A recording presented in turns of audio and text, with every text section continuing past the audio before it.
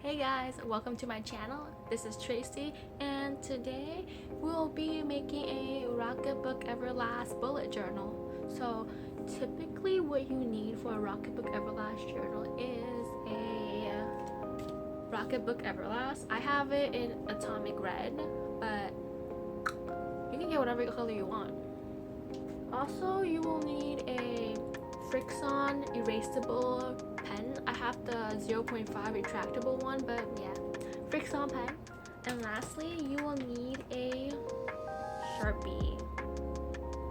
So I've been using a planner since the beginning of high school, and it's been such a struggle to find one where I actually made use of every single section. I just found it to be such a waste, and sometimes I wouldn't even have enough space to write everything I needed to. Then I decided to create a bullet journal, but that was just way too much work. Some people find it therapeutic to create and design their pages for like a couple hours every month, but that stuff stressed me out and ain't nobody got time for that. So this year, I believe I found the perfect solution for all of you like me who just wants a one-time creation, efficient, light, fast, and sustainable solution. And introducing the Rocketbook Everlast Minimalist Bullet Journal. So there was a few factors that I wanted to make sure I had. So one, a monthly overview, a weekly overview, a goals/habit tracker, a to-do list by hour, and a yearly overview. On my very first page, I wanted to be able to just look at it and see what I have going on this and in the upcoming weeks. So I took inspiration from the original way of bullet journaling, where they write down the days of the month vertically and write their events across. However, I added my own little twist to it by dividing it up into weeks and writing the day of the week on the left, followed by a day of the month. I just thought that this would be easier on me visually rather than just looking at a bunch of numbers. I also have these two mini calendars on the upper right and lower left hand corners of the page just to easily check the days of the month. The mini calendar on top is for the current month, and the mini calendar on the bottom is just for reference for whatever I write in the upcoming rectangle at the bottom. I also included a space to list my goals for the month to keep myself on track for what I want to accomplish that month.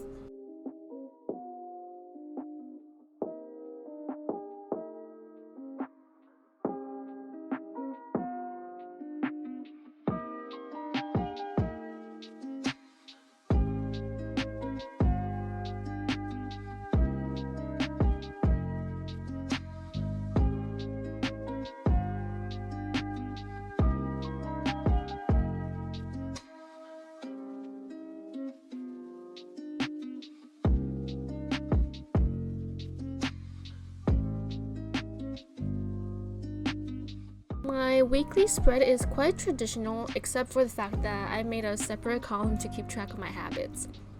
Then I have my daily to-do list page. This one was the most important to me because I like doing it in a very specific way, and some days have longer lists than others, so I made sure to give myself optimal planning space. I like to always write down what I have to do that day and then give myself an estimate of when I will have time and should get them done, so that's why I created an hourly column too. And lastly, my year page. This one I don't use as often, so I put it last, but it's always nice to have a space to write down anything in the upcoming month, so I can just keep them in mind, you know? Typically, I don't write a lot for this page, so I kept the rectangles more narrow, and it's easier for me to look at just one page instead of two.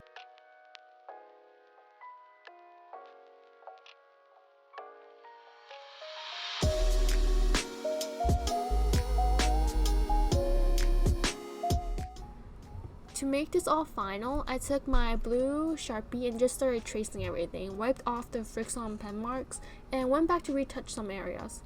Honestly, I was pretty scared about the Sharpie part, but now that I've done it, no regrets, and I'm fully on board.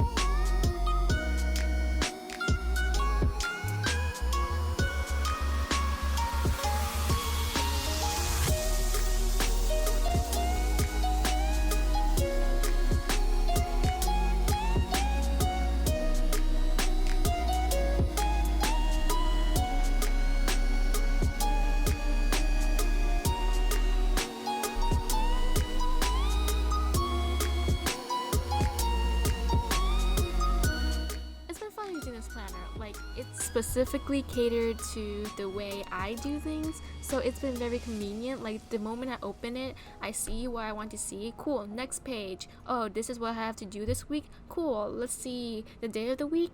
Awesome, let's check out what habits I did today, and then I go to the next page, which is a zoom in into my day, and it's just a breakdown of what I have to do today and a breakdown of my hourly schedule. And sometimes I don't use the hourly schedule, but when I do want to use it, it's there. Most of the time I don't look at the yearly spread, but sometimes I think, oh, I feel like I'm forgetting something that's coming up, and I just flip all the way to the last page of my planner, and I'm like, oh yeah, that's what's coming up. Thank you, planner. Yeah, so after I trace everything, it's time to just fill everything in, which is the fun part. Some of the things I filled in while I was just tracing it, like after I did a monthly overview trace, I just took my Frixon pen and then filled in the dates, the month I'm in, just cause, I don't know, I felt like it. I was excited to use my planner. I had an idea for my goals section like at the beginning when I made this, but then I forgot in the middle of making it. But then later I remembered, so I decided to go back and fix it because I was just using it as a normal checklist. Seemed kind of lame to me then, because I was like, then why do I have a goals section if I'm just going to use it as another checklist?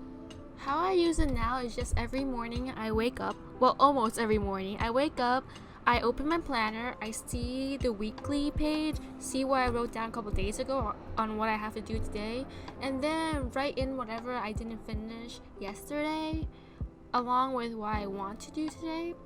Then I just go to the hourly section and try to just fill out to the best of my abilities what time I can get things done, what time I have free, you know, the normal planner stuff. Please like and subscribe, and hey, you should watch my Rocketbook review video. Thanks for watching.